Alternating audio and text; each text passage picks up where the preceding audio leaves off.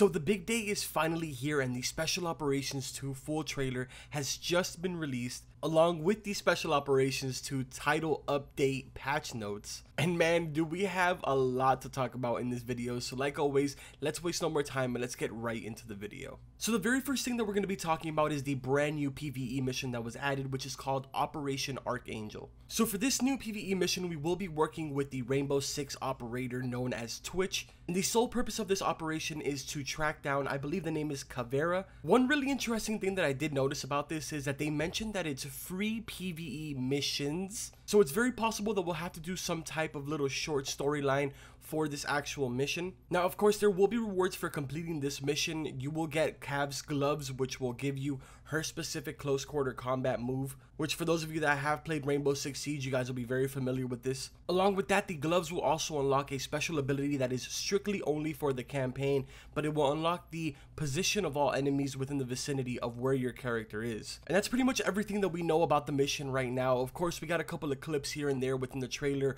of the mission itself, which of course you guys will see in the background because I will have the entire trailer playing for you guys. Now, moving on here in the patch notes, we also got a little bit of word about the toggling on and off the teammates in the PvE now. So like I've said in my previous videos, you are now able to play the entire campaign by yourself. Now, for those of you that do like to play with the AI characters, they have now added character and AI customization. You will now be able to change the face and gender of your character and AI teammates at any time. I know this is something that a lot of you were asking for, so guess what, it's finally here. Now, the next thing that I am going to be talking about that was listed within the patch notes is proximity mines. They are now available both in PvE and in PvP. So once you download Special Operations 2, you will instantly have access to the proximity mines in the PvE side. Now, moving on to social items, as a lot of you know, like they showed in the trailer, we will now be getting emotes, voice lines, and victory poses.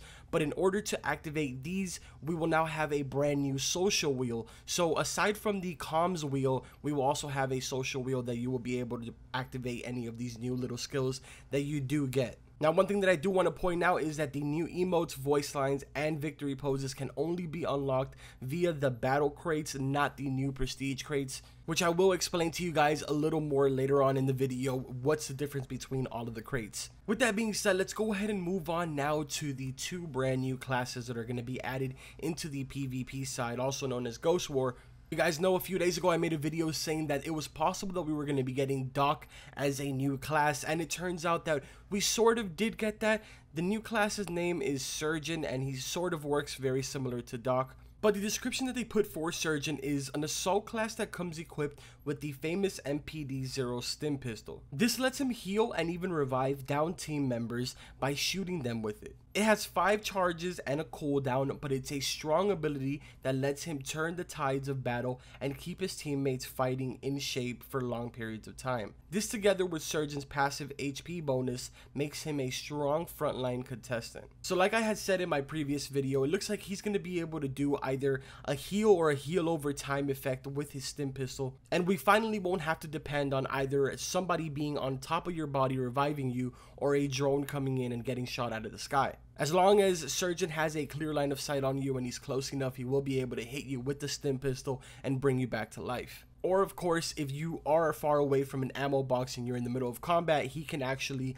shoot the stim pistol at you and heal you over time. Moving on to class number 2, it is Toxic, which I know a lot of you were predicting in that video that I made. For him, it says Toxic is a support class that can operate a drone capable of shooting deadly sulfur bombs. These instantly create a gas area on impact that slowly but steadily damages all players caught in it, including allies. Toxic is extremely effective in negating cover for enemies, as the gas can infiltrate buildings, flushing them out for him and his teammates to take them down or stopping them in their tracks. As opposed to the Gorilla class, the gas clouds does not blind players and can be easily seen through. So this class is actually pretty self-explanatory. It's very similar to the Gorilla class. Of course, the cloud effect has some sort of different toxic effect that kills the player over time and disorients the vision. This is a really cool one, and it works as a counter effect for the surgeon class. So this is perfect. I really like this. But that is all the information that we've gotten on the 2 brand new classes.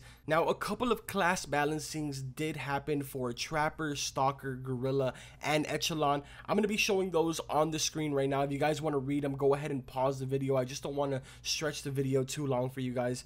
But a lot of really cool balancing things did go down, especially some much needed ones like the Echelon one as well as Gorilla. Moving into the brand new maps, you guys have already seen these, but the checkpoint map as well as the factory map will be brand new maps, one of which will be for the elimination mode, which is the checkpoint one, and then the factory will be for sabotage mode. Now, daily challenges in the PvP side. It says earn prestige credits by completing our new daily challenges for Ghost War. You'll receive 1 challenge each day and can have a maximum of 5 open challenges at a time.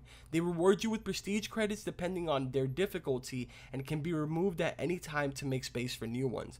Additionally, once per day you can re-roll a challenge to instantly receive a new one in its place. These daily challenges are going to make all the difference because they're going to give a reason for casual players like myself to go in and play, just for the simple fact of getting, you know, a crate, or just getting one of the new armory crates, one of the new prestige crates, or simply just being able to have something to actually do rather than to play competitively the entire time. So I really do like this idea. Now, of course, I do know that there is those competitive players out there, so they have changed a little bit the ranked sessions. A new progression bar will be available for those of you that want to keep track of your ranked progression, and you'll be able to see how close you are from either ranking up or getting deranked. Another new thing being introduced for you guys is the elite position, so you'll be able to see your exact elite rank within the league that you are in. And finally, double XP events will take place 2 times per week, each time lasting for 24 hours. This will double all XP sources inside of a ranked match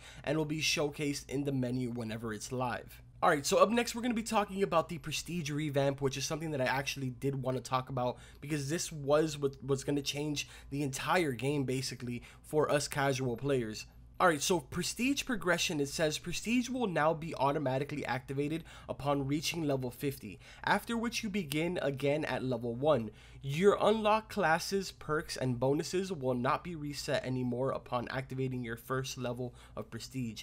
Every upgrade point will be automatically spent to unlock all non-Prestige progression tree items. The Prestige level cap has been increased from 10 Prestiges all the way to 999 Prestiges, while the prestige credits reward per level has been decreased from 215 all the way to 115. So some really big changes are coming to the entire prestige progression. Of course, the most biggest one that we can see from this entire thing is the fact that now we will have the ability to go all the way to prestige 999. Not gonna lie, I'm really curious to see who in the world is gonna make it all the way up there, but hey, whoever does, kudos to you, man. Now for prestige crates. So the way this is going to work is actually going to be very simple. So as you prestige, you will be getting these prestige points, which you can then use to unlock prestige crates. Within these crates, you will find older items that were located within the battle crates. All of the new customization items that were added with this update are going to be in the battle crates, but the previous ones will be in prestige crates, if that makes sense. So in other words, for those of you that don't want to spend the money on the battle crates right now, you guys can simply just wait until the next update and get your hands on those new items. Now, along with that, there will also be a prestige store. For that, they wrote the following. It says, the store has been reworked and now features 2 different tabs. The store and the prestige store, you can buy any item that costs prestige credits like classes, armory packs, or prestige crates. This will also allow you to choose your preferred currency between prestige credits or store credits when buying classes. And finally, armory packs. It says armory packs are an exciting way to further customize your Ghost War classes. Purchasable via prestige credits, armory packs contain weapons that are currently available in the campaign but may not already exist in Ghost War. Additionally, they are class specific. Head over to your progression tab to use your prestige credits to unlock new weapons for your classes. So yes, we will finally have the chance to bring over campaign weapons to Ghost War using the brand new armory packs. I know that this is going to be something huge for a lot of you because I've heard this so many times requested. And now for the final things, I'm kind of just going to skim right through them, and then I'm going to show you guys an entire list of bug fixes that you guys can kind of go through it really slow through the video. But it says drones, all drones have had their maximum marking range decrease to 250 meters. Of course, new items have been added to the battle crates, icon skins. We've added new Rainbow Six Siege operators to our current list of icons. So now you will find Jaeger, Blitz, Zofia, Vigil, Blackbeard, Capital, and Jackal as icons, and of course they will be available through the battle crates. And for the final thing before we get into the entire bug fixes, it is the Rainbow Six equipment pack. It says this Rainbow Six Siege theme pack contains items that will help you achieve the look